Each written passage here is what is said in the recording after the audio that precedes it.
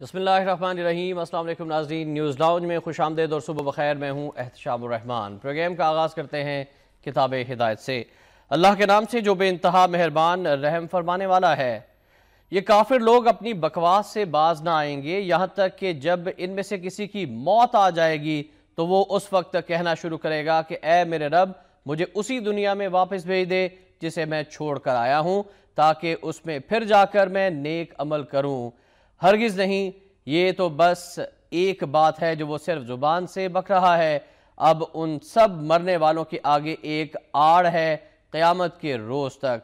सूरह अल-मोमिनून की आयत नंबर 23 का तर्जुमा आपके सामने पेश किया गया। अल्लाह ताला से दुआ है कि अल्लाह ताला मुझे आपको हम सबको नेक अमल करने, कुरान पाक समझ कर पढ़ने, इस पर अमल करने की भी तौफीक अता फरमा दे। आज बुध है, 25 जमाद-उल-सानी 1436 हिजरी, 15 अप्रैल सन 2015 है। और आज के मौजूद मेहमान का आपसे तारुफ कराए देते हैं। पाकिस्तान की मुमताज़ इल्मी शख्सियत प्रोफेसर जनाब डॉक्टर मुग़ीसुद्दीन शेख साहब हमारे साथ स्टूडियोज़ में तशरीफ़ फरमाए। सर अस्सलाम वालेकुम। वालेकुम सलाम। और सर आपकी इजाज़त से हम प्रोग्राम का आगाज़ करना चाहते हैं। बढ़ते हैं आज के नवाब टुडे की जानिब।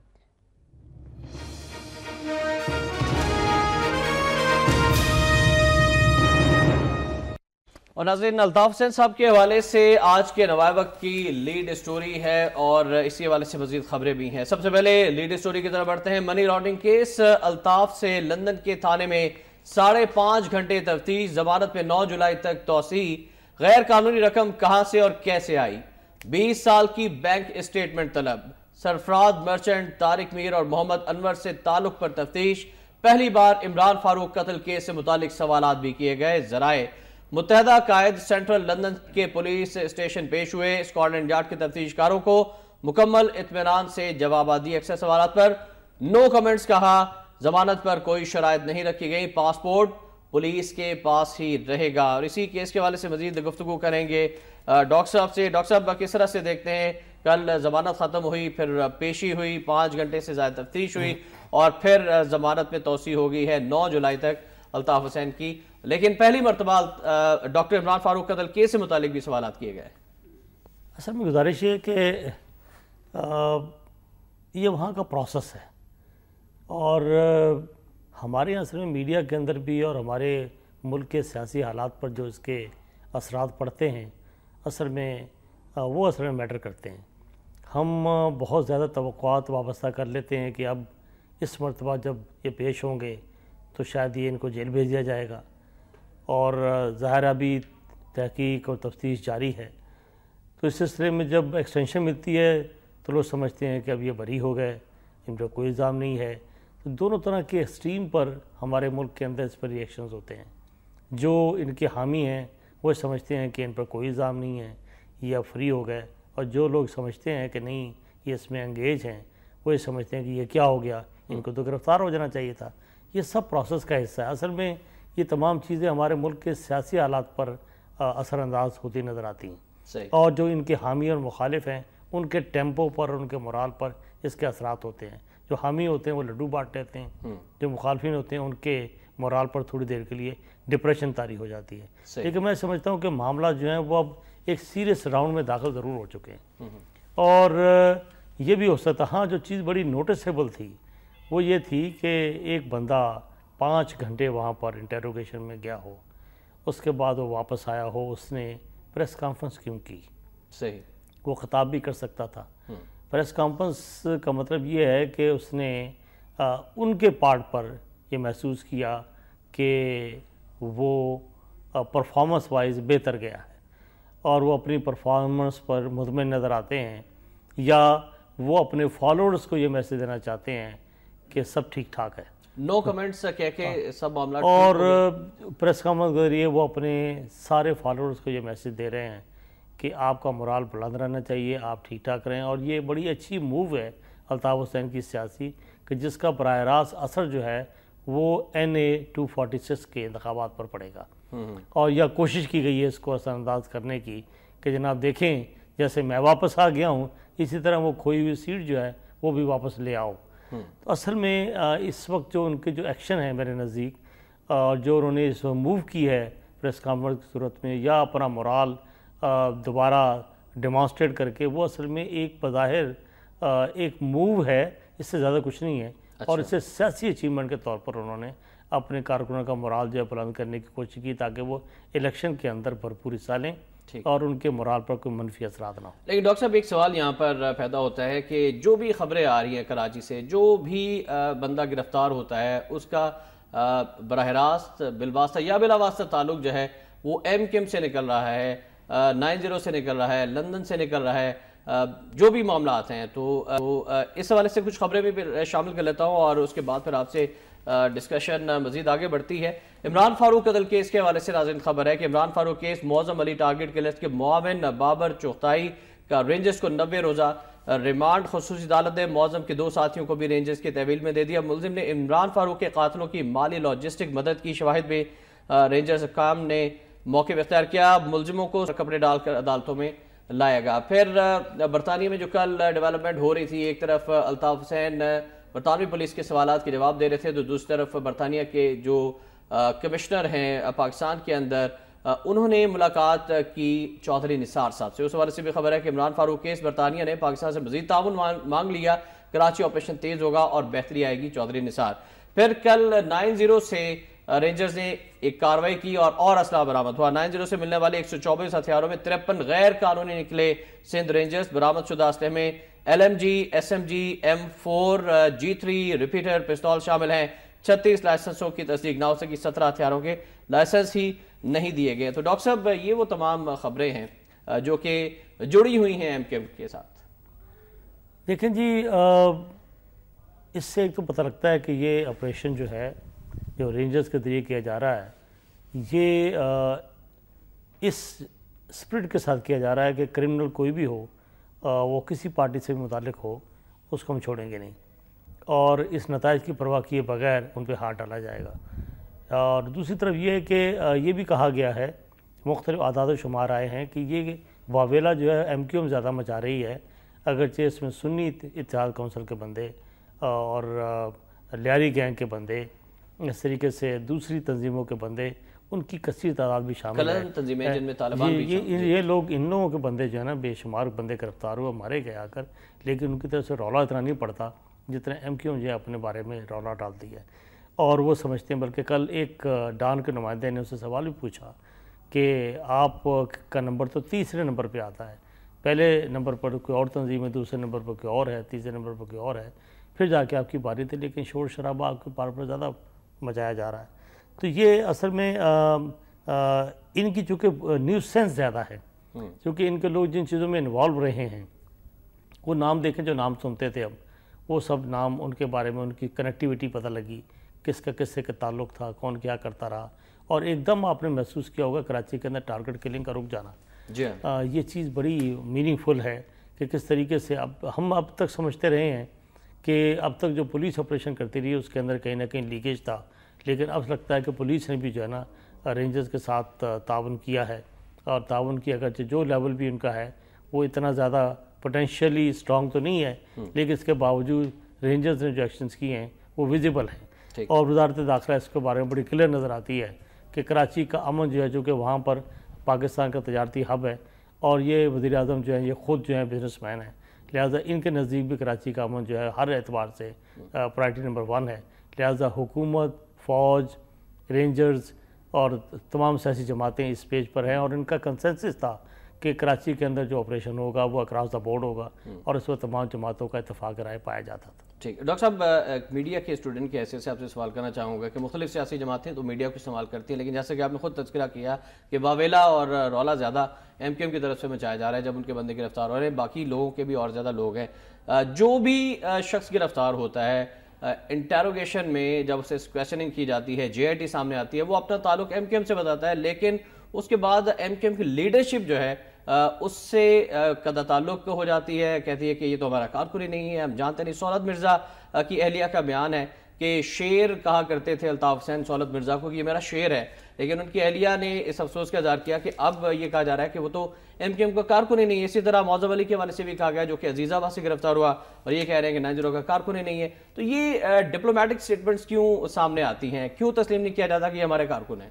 دیکھیں جی، ایم کیو ایم جو ہے وہ پولیٹیکلی بڑی سمارٹ جماعت ہے۔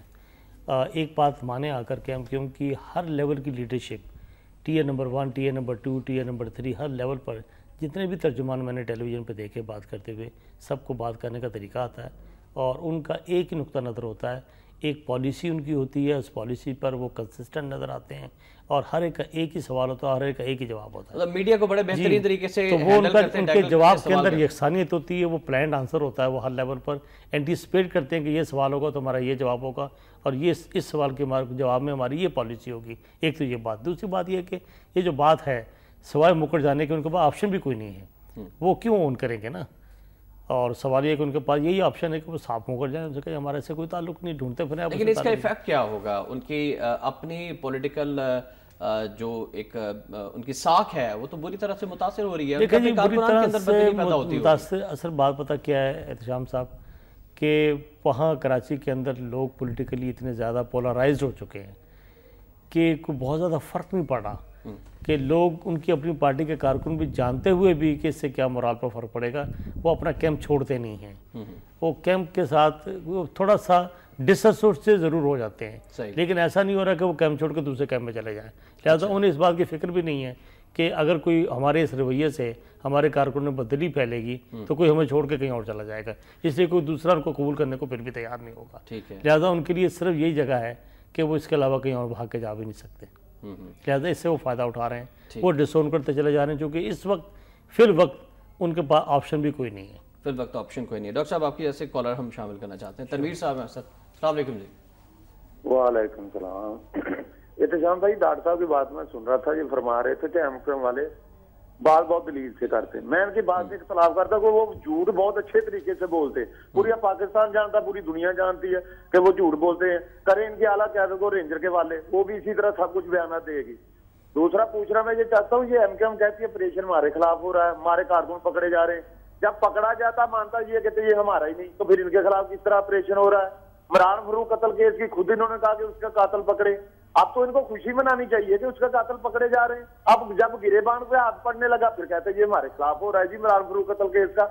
मैं इनसे पूछता हूँ डॉक्टर साहब से कि क्या पूरी दुनिया जानती नहीं कि 90 से कौन कौन सा मुजरिम पकड़ा गया, ये हमारे नहीं है। जब पकड़ा जाए तो हमारा इनसे तल्लक नहीं, क्योंकि अब उनकी मौत आ गई, अब इन्होंने कहा था हमारा उनसे तल्लक नहीं। डॉक्टर साहब से मुझे वजाहत करवा दे। ठीक है, बहुत शुक्रिया तनवीर साहब जी। एथिक्स भी कोई चीज होती है पॉलिटिक्स के अंदर, और इसी तरफ इशारा किया कि उनकी लीडरशिप को पकड़ ले, उनको रेंजर्स के हवाले करते, फिर जीआईटी सामने आएगी, वो कहेंगे ठीक है हमने भी ये काम किया है, और फिर उनकी शायद जो टीयर 1 की लीडरशिप है वो इससे मुकर जाएगी, हमारे कारकुन है। नहीं, गुजारिश ये है कि हम तो ये कह नहीं रहे कि वो उन्हें बात करने का ढंग आता है तो उसका मतलब ये है कि वो सच बोल रहे हैं। बात करने का ढंग जो है उस बंदे को भी आता है जो झूठ बोलता है। Exactly. सवाल इससे नहीं कि वो सच बोल रहे हैं कि झूठ बोल रहे हैं, मैं सिर्फ ये बता रहा हूँ कि वो इस मामले में मैंने लफ्ज़ इस्तेमाल किया, देयर स्मार्ट पीपल, तेज़ लोग हैं, अपनी बात कहते हैं, उनके असरात लोगों पर क्या हैं, वो कुछ पे हैं कुछ पे नहीं है, तनवीर साहब पर नहीं है, कुछ लोगों पर होंगे। लेकिन मैंने शुरू में अर्ज़ की कि उनके अपने लोग जो हैं उनको टूट कर इसलिए नहीं छोड़ रहे कि सोशल मॉडल इतना स्ट्रॉन्ग है, पॉलिटिकली डिवाइड इतनी स्ट्रॉन्ग हो चुकी है कि उनके लिए कोई ऑप्शन नहीं है कि वो छोड़ के दूसरे कैंप में चले जाएं। ठीक। और इसको बड़ा टाइम लगेगा कि लोग जो हैं उस उनके नुक्ता नज़र से इख्तलाफ रखने के साथ साथ उनको छोड़ भी दें। ठीक है, लेकिन पॉलिटिकली तो हक हासिल है, लेकिन क्रिमिनल एलिमेंट जो हैं वो उनका सफाया हुकूमत ने तैयार कर लिया है कि किस सूरत कराची में बर्दाश्त नहीं किया जाएगा। खुर्रम लोधी साहब है हमारे साथ हैदराबाद से। अस्सलाम वालेकुम जी। वालेकुम अस्सलाम जी, मैं खुर्रम लोधी बात कर रहा हूँ हैदराबाद से। जी खुर्रम साहब फरमाइएगा। जी डॉक्टर साहब से एक सवाल था कि एमक्यूएम के खिलाफ जो ऑपरेशन हो रहा है तो इसमें 90 के अंदर से जो भी कातिल पकड़े जा रहे हैं, एक तो उनको अदालत की तरफ से कुछ सजा नहीं मिल रही। दूसरा मेरा ये सवाल था कि 90 से जो कातिल जो भी लोग पकड़े जा रहे हैं तो 90 को पर एक अफवाह बना लिया गया, लेकिन लाल मस्जिद के इतने सारे लोग पकड़े गए, अभी तक वहां से दहशतगर्द निकल रहे हैं, खुद कुछ कर रहे हैं, लेकिन वो अभी तक मस्जिद खुली की खुली है और मुशर्रफ साहब के बारे में कुछ कुछ कमेंट्स कहा जाते हैं, तो इसके बारे में आपकी क्या राय है? ठीक है, थैंक यू वेरी मच जी। खुर्रम साहब ने सवाल किया कि लाल मस्जिद से भी लोग पकड़े गए, दहशतगर्द दीगर जमातों में भी हैं, लेकिन उनको भी सज़ा नहीं दी जा रही, इसके बारे में आपकी क्या राय? देखिए यही तो सवाल है ना कि ये डिस्क्रिमिनेशन जो ये क्यों है, ये तासुर नहीं मिलना चाहिए। یہ کہ وہ ایکشن جو ہے وہ یونیفارم ہونا چاہیے، اور بلا امتیاز، چاہے یہ لال مسجد والے واقعات میں ہو، چاہے 90 والے میں ہو، چاہے بلوچستان والے، دہشت گرد چاہے بلوچستان والے معاملات میں ہو، چاہے تربت کے واقعات میں ہو. دیکھیں نا اب تربت میں جن 20 مزدوروں کو مارا گیا اگر، یہ دہشت گردی کی واردات نہیں ہے. بالکل صحیح، بھیانک ترین واقعہ تھا. اس معاملے میں ہم یہ پروگرام کرتے ہیں کہ ان کے ساتھ بات چیت کی جائے. تو یہ تو میرے خیال میں دیکھیں لوگوں کو تاثر یہ کیوں مل رہا ہے، یہ ہم کہتے ہیں کہ اس پر جو کیسز بن رہے ہیں اگر کیسز جو ہیں پروسیس کرنے کے بعد فوری طور پر پیش کیے جائیں. اصل میں لوگ کیسز پروسیس نہیں ہو رہے ہیں. پروسیس کرنے کے بعد آپ فوجی عدالتوں کے حوالے کریں نا. فوجی عدالتیں تو بیٹھی اس کام کے لیے کہ کیس آپ پروسیس کرنے کے بعد لے کے آئیں. لیکن سوال یہ کہ جتنے لوگ پیش کیے گئے ہیں پروسیس میں بہت سلو پروسیس ہے. اتنے لوگ جو ہیں پکڑے گئے ہیں، اگر 1500 بندے پکڑے گئے ہیں یا ہزاروں پکڑے گئے ہیں، کتنے کیسز ہیں جو پیش کیے گئے فوجی عدالت کے اندر. اب لوگ چاہتے ہیں کہ ایسے لوگوں کو بھی تختہ دار پر لٹکایا جائے، تیز ترین پروسیس ہو، انصاف کے ساتھ، کسی کے ساتھ زیادتی بنا، لیکن جس نے جرم کیا ہے وہ بچنا نہیں چاہیے. اب لوگوں کی توقع تو یہی ہے، لوگوں کی توقع تو یہی ہے. لیکن میں نے بتایا نا کہ ایسا بھی ہوا ہے، میں شروع میں عرض کر رہا تھا کہ اور جماعتوں کے لوگ بھی جو ہے پکڑے گئے ہیں، وہاں پر لیاری گینگ کے لوگ بھی پکڑے گئے ہیں آ کر، اپنے سنی کے لوگ بھی پکڑے گئے ہیں، مارے بھی گئے ہیں آ کر، بے شمار لوگ مارے گئے ہیں. لیکن چونکہ ان کی لیڈرشپ جو اتنی سمارٹ نہیں ہے، انہیں بات کرنے کا شاید ڈنگ نہیں آتا یا میڈیا استعمال کرنا نہیں آتا، لہذا ان کی بات جو دب گئی ہے کہ ان کے لوگ کتنے مارے گئے ہیں.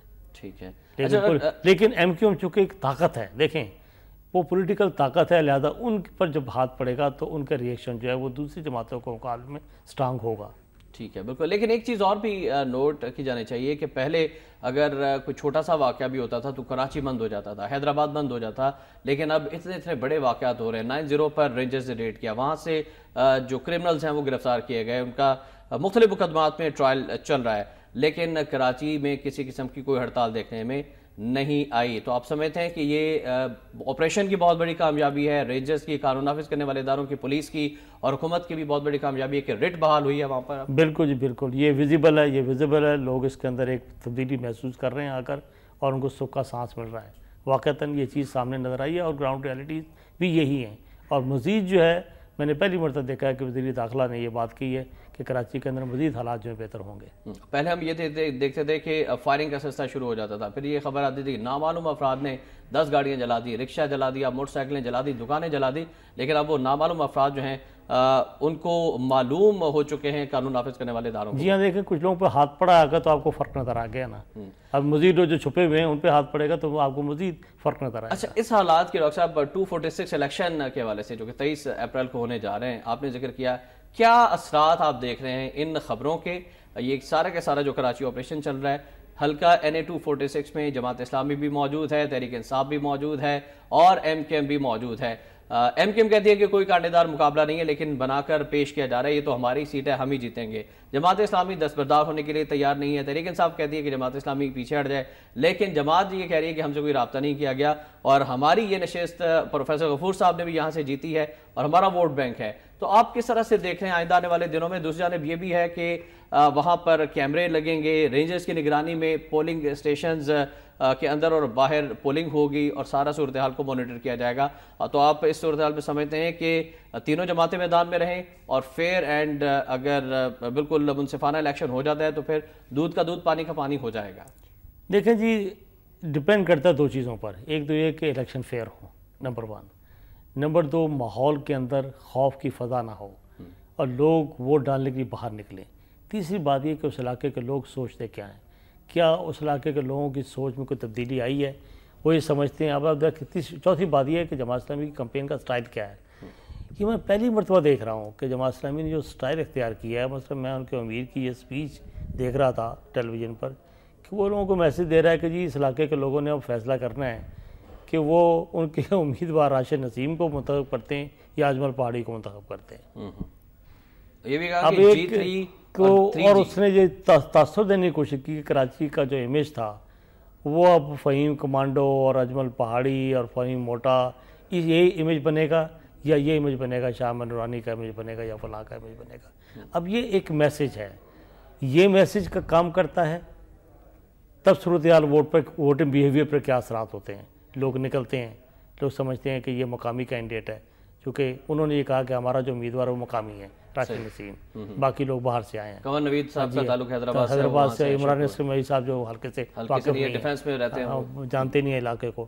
دوسری بات یہ کہ اب اس صورتحال کے اندر میرے خیال میں تینوں جماعتیں لڑنے کوئی حرج نہیں ہے، اس سے یہ ہوگا کہ تینوں جماعتوں کو اپنے اپنے سائز کا پتہ چل جائے گا۔ بالکل صحیح۔ اور جماعت اسلامی تحریک انصاف کو یہ پتہ لگ جائے کہ آئندہ جب الیکشن ہوگا تو اس سیٹ پر تحریک انصاف اور جماعت اسلامی میں سے کس کا امیدوار جو ہے وہ متفقہ ہونا چاہیے، کیونکہ جس کا سائز بڑا ہوگا ووٹنگ کا، آئندہ امیدوار اس سیٹ کا وہی ہونا چاہیے۔ تو میرے خیال میں ان میں جھگڑا بھی کوئی اس مسئلے پہ نہیں ہے، لیٹ دم فائٹ، اور لوگ بھی انڈیپینڈنٹلی اس چیز کو ٹیسٹ کر رہے ہیں۔ اگر لوگوں کے اندر یہ چینج کا کوئی پتہ نہیں ہوتا، جو کہ یہ نیشنل موڈ ہوتا ہے، اگر اس کانسٹیٹوئنسی کا ایک موڈ بن گیا کہ ہم نے یہاں پر ایم کیو ایم کو ڈیفیٹ دینی ہے اور اس سوچ کو بدلنا ہے کہ کراچی کا امن جو ہے اس کی وابستگی اس علاقے میں ایم کیو ایم کی شکست سے ہے، فار ایگزامپل ان کے دماغ میں یہ بات بیٹھتی ہے، تو کچھ بھی ہو سکتا ہے، کچھ بھی ہو سکتا ہے، ادروائز پھر مقابلہ جو کانٹے داری ہوگا۔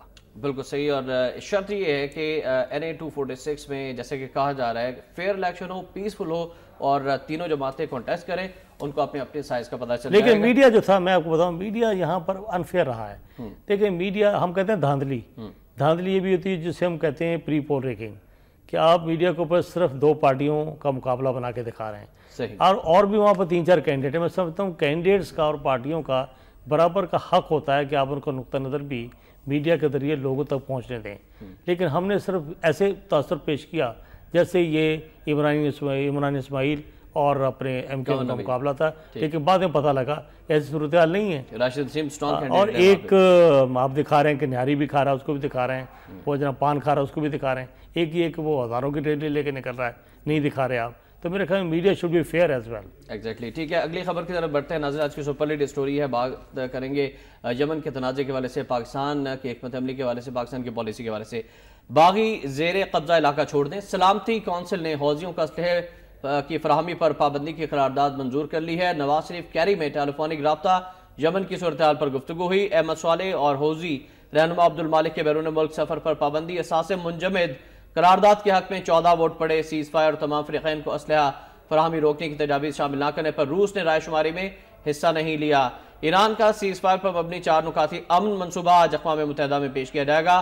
اتحادیوں کی بمباری جاری ہے، 11 محصول پاکستانی سعودی عرب پہنچ چکے ہیں۔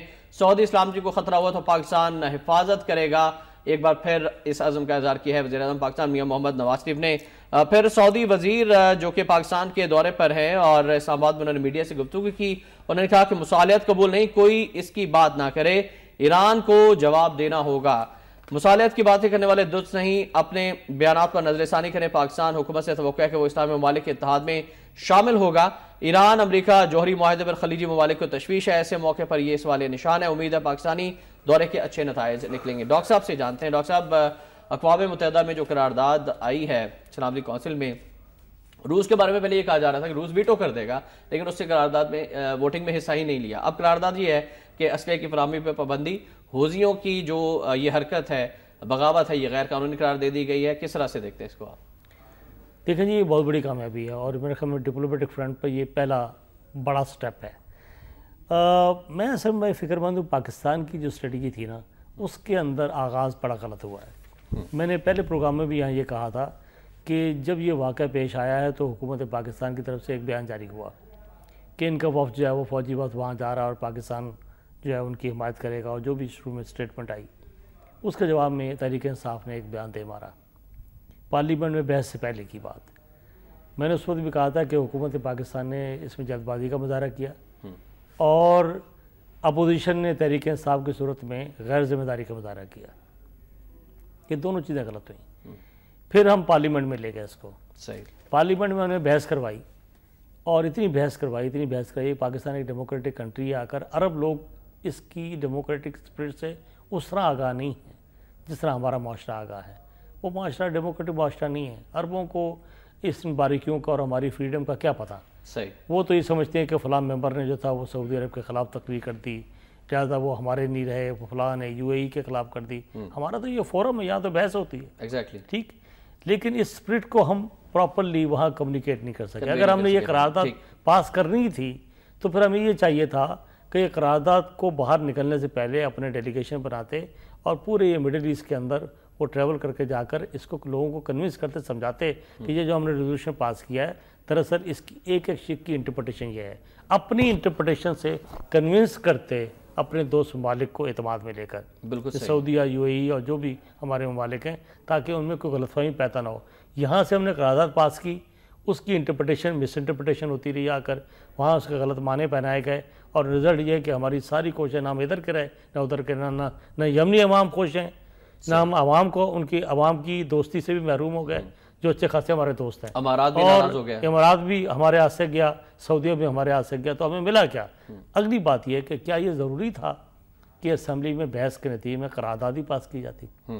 آپ بحث کرنے کے بعد اس کو چھوڑ دیتے، تمام سیاسی جماعتوں نے یہ کہنا شروع کر دیا تھا پارلیمنٹ میں لے کے پارلیمنٹ میں آ گئے، لیکن ڈیبیٹ ہو جاتی ہے، ڈیبیٹ کے بعد ضروری ریزولوشن ہو۔ اچھا، آپ ریزولوشن جب کرواتے ہیں آ کر تو آپ پابند ہو جاتے ہیں کہ آپ کا ایک آفیشیل سٹینڈ پوائنٹ جس کے ایک ایک جملے پر کا ایک مطلب ہے، آپ اس کو اوپن چھوڑ دیتے ہیں، لیٹ دا گورنمنٹ ڈیسائیڈ، پھر گورنمنٹ کے اپنے ہاتھ میں ہوتا ہے وہ جس طرح چاہے انٹرپریٹ کرے۔ ایگزیکٹلی، اور پھر اسے بھی مبہم قرار دے دیا گیا۔ اب اس میں مبہم یہ کہ 8واں جو نقطہ ہے اس نے پرابلم پیدا کیے، ساری باتیں صحیح ہونے کا 8ویں نقطے پر یہ تھا کہ Pakistan will continue with its position of neutrality. یہ نیوٹرل کا جو لفظ ہے یہ عرب دنیا کو مناسب نہیں لگا، انہوں نے اس کو لے کے اس پر انہوں نے ریئیکشن شو کیا۔ اب اس کی وضاحت میں ہمارے پرائم منسٹر نے کل پرسوں ایک باقاعدہ اسٹیٹمنٹ پالیسی جاری کی جس پر بڑا کلیئرلی کہا کہ ہم ان کے ساتھ شولڈر ٹو شولڈر کھڑے ہیں اور ہم حوثیوں کو باغی قرار دیتے ہیں اور ان کی اس بغاوت کو غیر قانونی قرار دیتے ہیں، یہ کلیئر کر دیا انہوں نے تاکہ یہ چیز وضاحت ہو جائے۔ لیکن یہ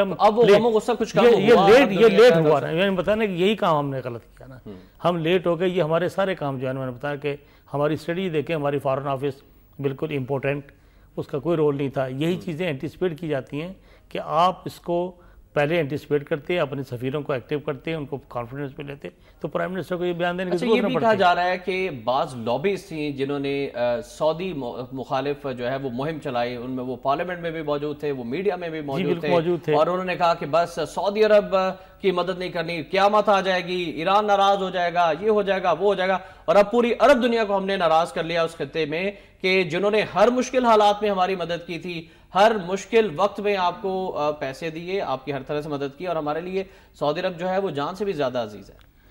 اور ایران کے ساتھ دیکھیں ہمارے معاملات ہیں، میں تو ایران جاتا رہتا ہوں، اکثر میری ان سے یہ گفتگو بھی ہوتی ہے کہ دیکھیں پاکستان وہ واحد ملک ہے جس نے IAEA کے مسئلے پر ایران کا اس وقت ساتھ دی جب ایران کا کسی نے ساتھ نہیں دیا تھا، ہم ساتھ کھڑے ہوئے آ کر، صحیح، ہمیں وہ سپورٹ نہیں ملتی اس سلسلے میں۔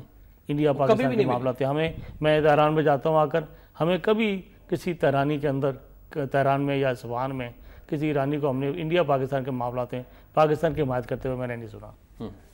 تو یہ سارے علمی ہیں۔ اب یہ کہا جا رہا ہے کہ اب کوئی اور ڈیلیگیشن بھیجا گیا ہے، سعودی عرب میں جائے گا اور وہاں پر وہ ناراضگی ختم کرنے کی کوشش کی، لیکن جو سعودی وزیر صاحب کا بیان ہے کہ مصالحت ہمیں قبول نہیں ہے، مصالحت کی باتیں کرنے والے درست نہیں، اپنے بیانات پر نظر ثانی کریں، پاکستان حکومت سے توقع ہے وہ اسلامی ممالک کے اتحاد میں شامل ہوگا۔ ابھی بھی سعودی وزیر جو ہیں وہ پاکستان میں ہیں، اور ان کا یہ کہنا ہے کہ پاکستانی عوام سے ہمیں کوئی گلہ نہیں ہے، پوری پاکستانی قوم اس وقت سعودی عرب کے شانہ بشانہ کھڑی ہے اس مسئلے پر، اور یمن میں ظالم اور مظلوم کی جنگ ہے، ایک طبقہ مظلوم ہے، میں آپ کو بتاؤں کہ ہمیں وہ جملہ، ہمیں وہ قرارداد نہیں لانے چاہیے تھی، میں گزارش کروں، اور پاکستان یہی پوزیشن رکھتا جو اس نے رکھی ہوئی ہے نا، اور وہ زبانی ہوتی پوزیشن تو پاکستان کو نقصان نہ ہوتا۔ قرارداد لانے کا مشورہ کس نے دیا؟ کہ یہ بھی تحریک انصاف کا مشورہ تھا یا سوال یہ کہ اپنے مشورہ کالا چور بھی دیا کر، لیکن حکومت اسٹیٹسمین شپ کس کا نام ہے؟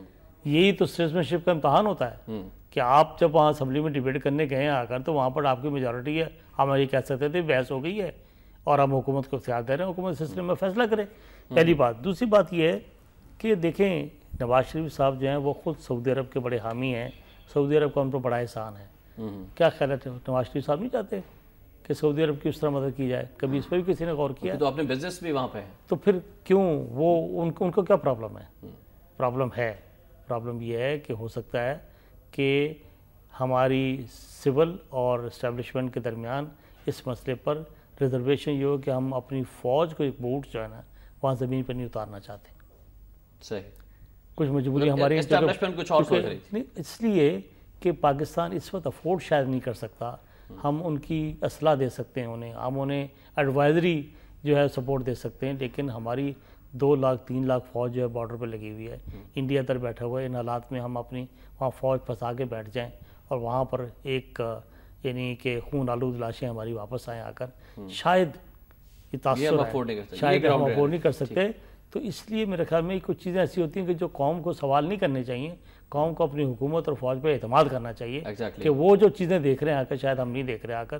کچھ معاملات میں ہمیں ان کو کانفیڈنس میں رکھتے ہوئے اور اعتماد کرتے ہوئے چیزیں چھوڑ دینی چاہیے اور وہ ڈیل کر لیتے ہیں ان کے ساتھ. لیکن جب ہم یہ کہتے ہیں نا کہ ول مینٹین اس پوزیشن نیوٹرلٹی، پھر لکھت پڑھت میں لے آتے ہیں چیزیں، اس سے آگے ہماری پوزیشن خراب ہے. رائٹ سر، کچھ گفتگو آگے بڑھیں. ایک خبر ہے ناظرین، تازین خبر ہے، لاہور میں افسوسناک واقعہ پیش آیا. گلشن راوی میں جائیداد کے تنازع پر ایک شخص کو جلایا گیا تھا، نعمان اس کا نام تھا، وہ اسپتال میں دم توڑ گیا ہے. افسوسناک خبر ہے، گلشن راوی میں جائیداد کے تنازع پر جلایا جانے والا نعمان ہسپتال میں دم توڑ گیا ہے. پولیس نے لاش پوسٹ مارٹم کے لیے مردہ خانے جمع کروا دی ہے اور اس طرح کے واقعات ڈاکٹر صاحب بڑھتے جا رہے ہیں. کسی شخص کو زندہ جلا دیا جاتا ہے، لیکن مجھے بتایا گیا کہ رپورٹر ہیں، ان سے کچھ تفصیلات ہم حاصل کرتے ہیں. رمضان بیگ، جی رمضان بیگ بتائیے گا اس خبر کے بارے سے مزید کیا ڈیٹیلز ہیں آپ کے پاس؟ جی بالکل، یہ گلشن راوی کا علاقہ ڈبل سرکان تھا، جہاں پر چند دن پہلے جو ہے نامعلوم افراد نے اسے تیل چھڑک کر آگ لگا دی تھی. نعمان جو ہے زیر علاج تھا میو ہسپتال ایمرجنسی میں، جہاں پر وہ آج ابھی کچھ دیر پہلے جو ہے وہ زخموں کی تاب نہ لاتے ہوئے دم توڑ گیا. تاہم پولیس کا یہ کہنا ہے کہ یہ جو اب تک کی جو انویسٹیگیشن کے مطابق اس کو جائیداد کے تنازع پر اس کے جو رشتہ دار تھے انہوں نے جلایا تھا. تاہم جب اس کی ایف آئی آر درج کی گئی اس وقت نام معلوم تھے. اب کیونکہ ملزم جو ہیں وہ نامزد کیے جا رہے ہیں، کیونکہ ان سے تفتیش کی گئی ہے، تو انہوں نے اعتراف جرم کیا ہے کہ ان بچے کو جو جائیداد کے تنازع پر جلایا گیا. تاہم ابھی بھی جو ملزمان ہیں ان کی جو 2 گرفتار ہوئے ہیں، جن میں سے ابھی 2 باقی ہیں. تاہم پولیس کا یہ کہنا ہے کہ باقیوں کو بھی گرفتار کر لیا جائے گا. رمضان بیگ آپ کا بہت شکریہ، باقی ملزمان کو بھی گرفتار کر لے گا. لیکن ڈاکٹر صاحب ہماری سوسائٹی میں یہ کیا ہو رہا ہے؟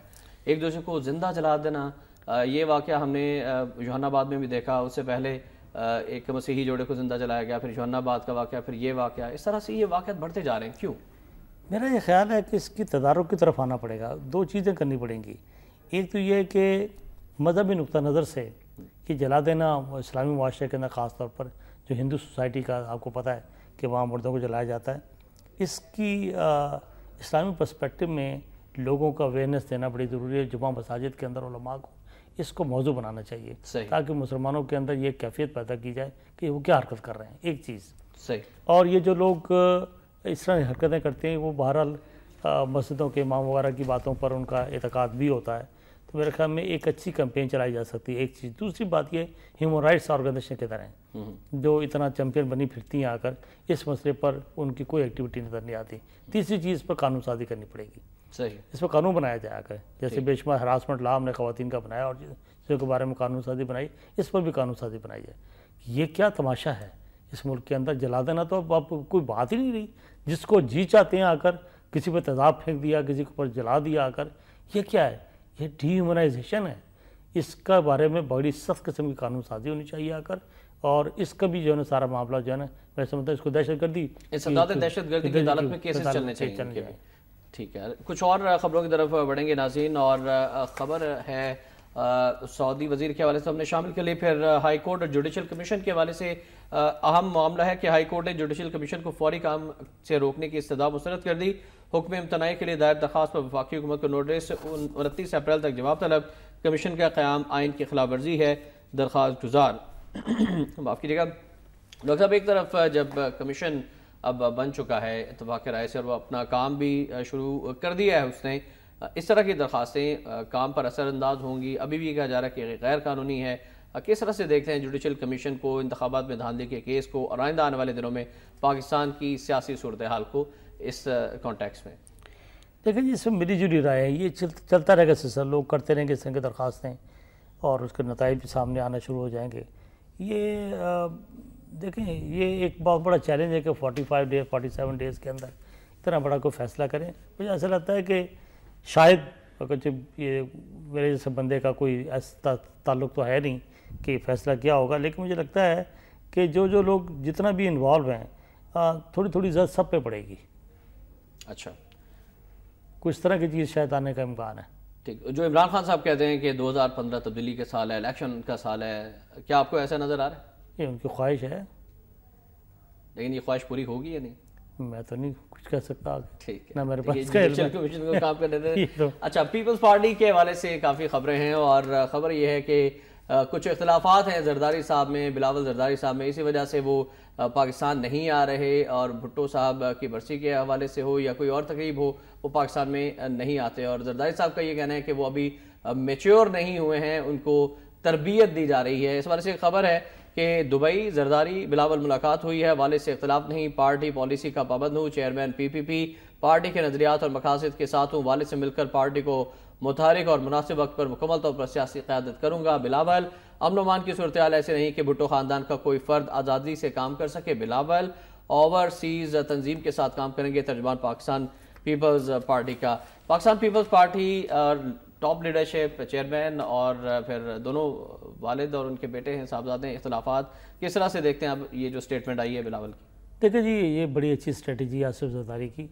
آصف زرداری ٹائم لے رہے ہیں، جو وقت گزرتا جاتا ہے معاملات ٹھنڈے ہوتے ہیں، غصہ جو ہوتا ہے وہ ٹھنڈا ہوتا ہے، کچھ عرصے کے بعد آدمی سوچتا ہے۔ ظاہر ہے بلاول کی جو عمر ہے وہ 20s میں ہے، اور 20s کے اندر ایک ایموشنز اٹھان ہوتی ہے، میچورٹی کا لیول واقعتاً کم ہوتا ہے، لہٰذا جو وقت گزرتا جائے گا اس سے میچورٹی آٹومیٹکلی بھی آتی جائے گی، اور وہ زیادہ ریسیپٹیو ہوگا اپنے باپ کی گفتگو کے بارے میں، اگر باپ کی گفتگو میں لاجک ہے۔ تو میرا نہیں خیال کہ میں نے کہا جو وقت گزرتا جائے گا آصف زرداری کی گرپ جو ہے وہ بلاول پر زیادہ مضبوط ہوتی چلی جائے گی، اس لیے کہ بلاول کے اندر جو میچورٹی آئے گی تو پھر وہ اپنے باپ کی ان داؤ پیچ کو سے متفق ہوتا نظر آئے گا جو ابھی اس کو سمجھ نہیں آ رہا ہے۔ ٹھیک، اس وقت تو ایک ایموشن ہے، جذبہ ہے، ٹھیک ہے، ٹکرا جانے کی بات ہے، لیکن اس کے باپ نے جو پالیٹکس کی ہے آ کر وہ سروائیول کی پالیٹکس تھی آ کر، اور میرے خیال میں ہر وقت تو ایسی پالیٹکس کام نہیں کرتی، لیکن اس وقت میں جس وقت میں اس کے والد نے یہ پالیٹکس کی ہے شاید پیپلز پارٹی کو سوٹ ہی وہی کرتی تھی، لیکن over the period of time جب ضرورت پڑے گی حرارت کی تو اس وقت تک بلاول میچور ہو چکا ہوگا۔ ٹھیک تو میرا نہیں خیال کہ باقی جماعتوں کے لیے وہ خوشی کی بات یا غم کی بات ہے، بلاول کا ایک وقت ضرور آئے گا جب اس کا ایک رول ہوگا، اور اس وقت تک وہ کافی میچور ہو چکا ہوگا، اور وہ رول شاید آئندہ آنے والے انتخابات سے پہلے ہوگا، اور اسی کے لیے زرداری صاحب کا کہنا ہے کہ اس کو تیار کیا جا رہا ہے بلاول کو۔ کچھ مزید خبروں کی طرف بڑھتے ہیں ناظرین۔ کشمیر کے حوالے سے خبر ہے کہ بھارتی فوج نے کشمیری مجاہد کمانڈر کا بھائی ساتھی سمیت شہید کر دیا، سینکڑوں افراد کا احتجاج، لاٹھی چارج، پتھراؤ، 30 زخمی، یاسین ملک، مسرت عالم کو بھی گرفتار کر لیا گیا۔ خالد مظفر وانی ترال میں اسکول پرنسپل، مظفر وانی کا بیٹا، حزب المجاہدین کے کمانڈر برہان وانی کا بھائی تھا۔ بھارتی فوج نے دوستوں کے ساتھ جنگل جاتے اٹھا لیا۔ ایک یہ خبر ہے ڈاکٹر صاحب کشمیر کے حوالے سے، اور دوسری جانب میں یقیناً ڈسکس کرنا چاہوں گا آپ سے جو بنگلہ دیش کی صورتحال ہے اس وقت، اور وہاں پر جس طرح سے پھانسیاں دی جا رہی ہیں حسینہ واجد کی حکومت کی طرف سے جماعت اسلامی کے ان سرکردہ رہنماؤں کو جنہوں نے 71 کی خانہ جنگی اور وار کے دوران نہ صرف پاکستان کا ساتھ دیا تھا، پاک فوج کے شانہ بشانہ لڑے بھی تھے، ان کو مجرم قرار دے کر حسینہ واجد اپنا شوق پورا کر رہی ہے، اور اس طرح سے جو ایک ظلم کا نظام ہے، ظلم کا بازار اس نے گرم کر رکھا ہے، کس طرح سے اس کو روکا جائے؟ دیکھیں جی، انہوں نے جو کرنا تھا کیا آ کر، مجھے تو حیرت اور پریشانی ہے پاکستان کی حکومت اور پاکستان کے عوام اور پاکستان کی سیاسی جماعتوں اور پاکستان کی دینی جماعتوں کی خاموشی پر۔ یعنی ہمیں شرم آنی چاہیے۔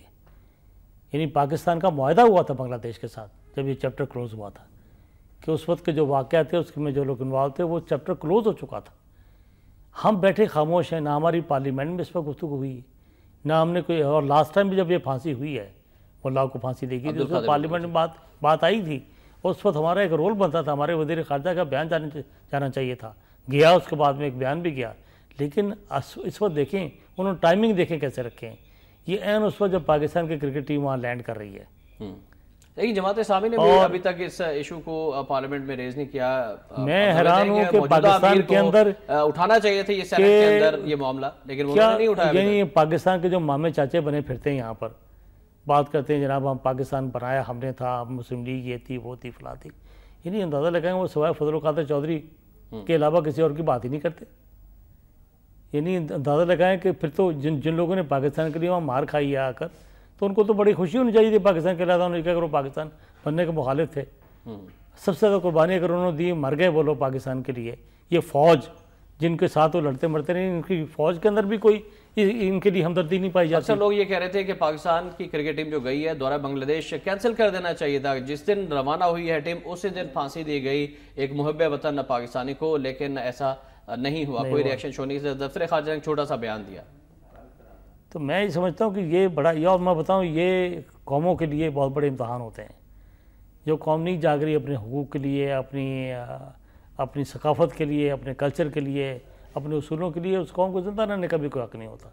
اب دیکھیں پوری دنیا کے اندر انٹرنیشنل لاء کے مطابق بھی پوری دنیا کی ہیومن رائٹس آرگنائزیشن پہ بھی ہم کیس نہیں لڑ رہے۔ ہماری ہیومن رائٹس کی تنظیمیں یہاں کہاں ہیں؟ کدھر ہیں آسما جہانگیر صاحبہ؟ ہر چھوٹی چھوٹی بات پہ یہاں پر جلوس نکال کے بیٹھ جاتی ہیں، لیکن یہاں پر کدھر گئے؟ آئیے رحمان صاحب کدھر گئے؟ شامل نہیں ہے پرائورٹیز کے اندر، کدھر نہیں ہے لوگ سب؟ تو میں سمجھتا ہوں کہ افسوس کا مقام ہے، شرم آنی چاہیے ہم لوگوں کو کہ ہم کر کیا رہے ہیں۔ ہمیں بلوچستان کے حقوق کی تو پڑی ہوئی، جو مشرقی پاکستان میں تمہارے لیے لوگ لڑتے مرتے رہے، ان کو پھانسی دینے اس کے لیے کوئی بات نہیں ہوتی اس ملک کے اندر۔ رائٹ ڈاکٹر صاحب، وقت کی کمی آڑے آ گئی، thank you very much for being with us, اور انشاءاللہ بشرطِ زندگی اگلے نشست میں بھی آپ سے ملاقات ہوگی۔ آپ کی تشریف آوری کا بہت شکریہ۔ آخر میں فرمان قائد اعظم رحمۃ اللہ علیہ شامل کرنا چاہوں گا۔ قائد اعظم نے قبائلی سرداروں سے خطاب کیا، پشاور میں پیغام عید 1948 ہے کہ ہم مسلمان ایک خدا، ایک رسول صلی اللہ علیہ وآلہ وسلم اور ایک کتاب پر یقین رکھتے ہیں، بس ہم پر لازم ہے، ناگزیر ہے کہ ہم ملت کی حیثیت سے بھی ایک ہو جائیں۔ مسلمانوں کو نظم و ضبط اور تنظیم کا عادی بنانے کے لیے روزے فرض کیے گئے۔ اس پر ضرور غور کیجیے گا، اس دعا کے ساتھ کہ اللہ تعالیٰ امت مسلمہ کو متحد کرے اور پاکستان کا حامی و ناصر ہو۔ احتشام الرحمان کو اجازت دیجیے گا، اللہ حافظ۔